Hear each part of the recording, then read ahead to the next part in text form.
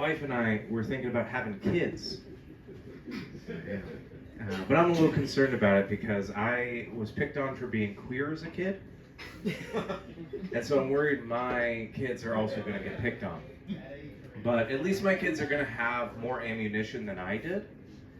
Like, instead of my dad can beat up your dad, they'll be able to say, my dad can seduce your dad. Like, the PTA meetings are going to be really weird, but it's going to be fun. Yeah, my parents, they were good in a lot of ways. Like, the first time my mom asked me if I was gay, we were stopped at a stoplight waiting to turn left, which I believe is the worst place for that conversation. But she was great about it, though. She was like, Matt, no matter what your answer is, your dad and I are still going to love you. I answered honestly. I said, I don't really know. I got to think about it. It's a beautiful moment. Then my mom turned left into oncoming traffic. The light was still red.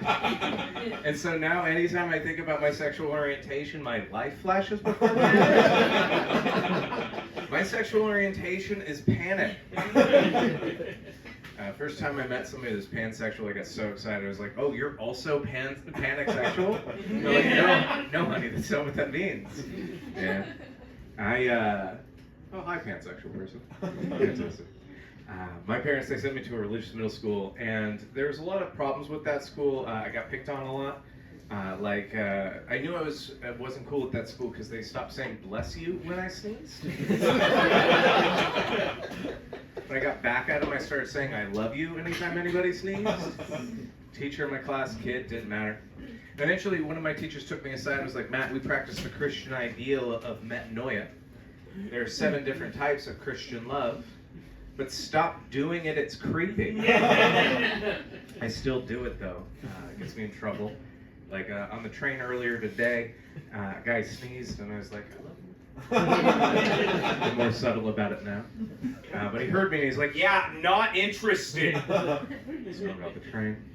But it was worth it though, because a little boy heard me and came over and tugged on my jacket and was like, hey, keep trying.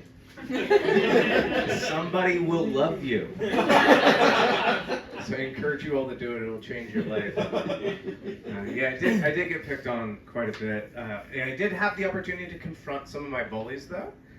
Like this one time in high school, a bully came up and he punched me. And I thought to myself, I'm like, what can I do in this situation? I can do anything in reaction. So I did the most obvious thing, and so I hugged him. And I held him close and I said, we don't have to throw down, we just have to hug each other till the anger goes away. He punched me 2 more times. I don't think it matters that I had my tongue in his ear. But I am a compassionate person. A quick update on that joke. 2 months ago, he reached out to me and hit on me. It was really, really nice to turn him down. He had his opportunity, missed it. Fantastic. I have some trouble with conflict, I got robbed recently, and the guy came up to me, he's like, give me your money, give me your phone. I'm like, here, take them. He's like, give me your bag. I'm like, I can't give you my bag, because it's got a quote from Matilda on it, and it means a lot to me. I'm exactly the type of person you think I am. But I'll give you everything inside my bag. So I start taking out the napkins, the phone chargers, the individually wrapped almonds I give to my friends when they have low blood sugar. Then I got a little deeper, and I'm like, oh my God, you're so lucky. This is the vanilla extract I make and I give to my friends during the holidays. You're so lucky, this is the last one. And he's like, yeah, you can keep your stuff. But I insisted though, and so now one of my hopes and dreams for the rest of my life is a couple years from now, I'll get in line at a really fancy bakery, and across the way I'll see him. And he'll come out, he'll run towards me, and he'll be like, oh my God, I opened Matilda's with the vanilla extract you gave me. And I'll be like, I'm so proud of what you've been able to accomplish with what for robbing me. Like, this is amazing. And he'll be like, hey, I would love to thank you. Would you like a piece of cake? And we'll cut the line. We'll go inside. I'll sit down. He'll bring me a piece of cake. And he'll be like, that's $15. and I'll get to say, "You're not robbing me twice." That's nice. My wife and I, we've been getting invited to a lot of parties. And I love her so much. She is so compassionate as a person. Anytime we're late to something, she'll try and apologize. And I'm trying to be a good husband, so I have started jumping in and trying to apologize before she apologizes. Like the other day, we were invited to this dinner party, and like before she could apologize, I jumped in and I'm like, "Hey, I'm really sorry that we're late. It's my fault." And I was learning how to do close-up magic. It was the first thing that came to mind. And so now, I gotta learn close-up magic. So do you mind if I practice some close-up magic? Is that okay? Okay, thank you. So I'm new to it. So I'm gonna take my wedding ring, I'm gonna pass it through my finger. I'm new to it, so I'm not gonna do it through my ring finger, I'm gonna do it through my pinky finger, okay? So on the count of 3, we're gonna do this. Can you guys get a little excited about it? Okay, 1, 2, 3.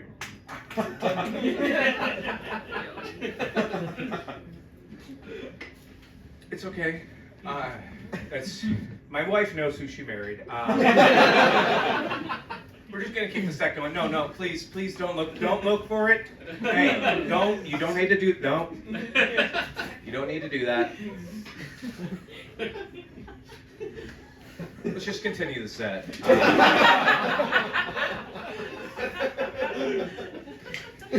My bank called me and they told me I needed to start repaying my student loans. They said, "Mr. Storrs, you knew the risks when you signed up for those loans." I said, "You knew the risks when you get student loans to a liberal arts major. That was a bad investment." Hold on.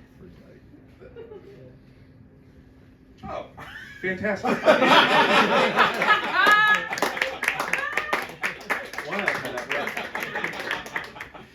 We're going to be invited back to the dinner party, is what I'm saying.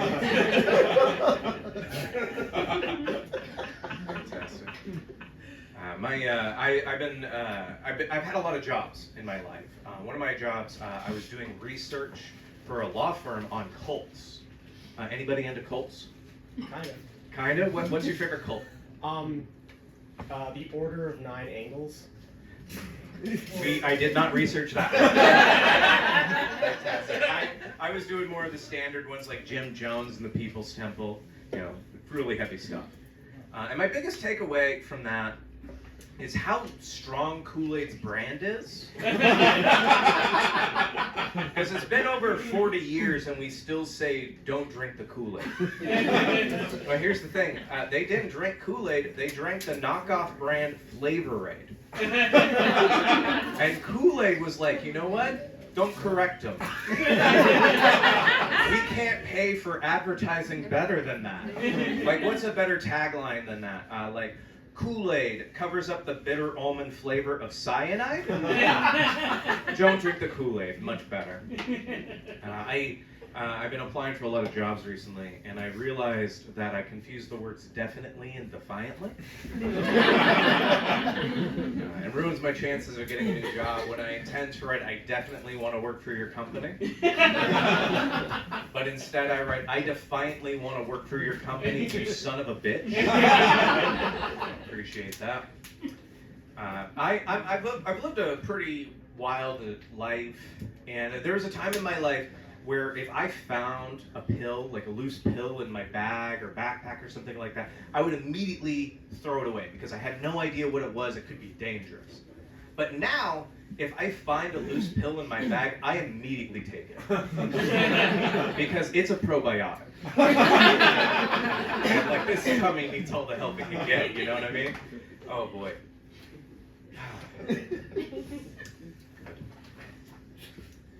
I've dated a lot of people in my life. I'm so lucky to date you ever keep dating. It's important to keep dating your wife. My wife, I love her so much. She's told me multiple times that if it wasn't for me, she would only be dating women. She would be a woman. And I'm like, that is I'm so happy to be that buffer. You know? Like it's a great feeling. But I've dated some people that were not as kind.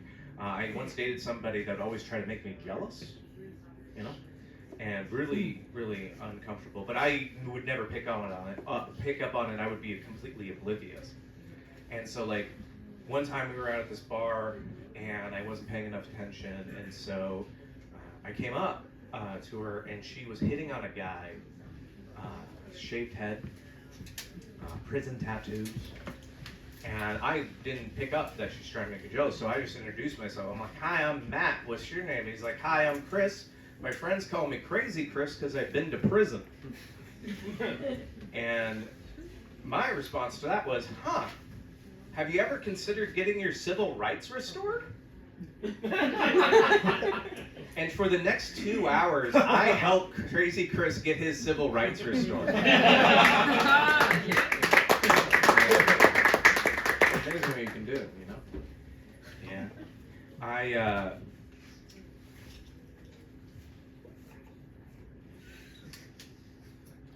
think we've learned a lot. One of the things, I always knew I was going to be a weird person. And I think the moment I knew that was in 2nd grade. On Halloween, I wanted to be a purple witch for Halloween. And my parents said yes to that, but they made a recommendation, like, why don't you be a purple wizard instead? And I said, no, wizards are just con men in capes. Witches actually know spells. So I got my mom's purple moo-moo, got a purple pointy hat, and I went out trick-or-treating in my neighborhood. Unfortunately, some of my friends saw me and they called me gay. They're half right. You know that already. One of them was kind of creative, though. He called me a wicking grimace. I thought that was pretty creative. I've come to accept that the grimace is an anthropomorphized taste bud made popular by the McDonald's Corporation. Very creative, gold star. But them calling me gay led to the best comeback I've ever used in my life, which was, purple isn't a gay color. It's a royal color, you peasant. And that was worth not having any friends. But I think that's changed tonight. My name's Matt Storrs. Thank you all so much.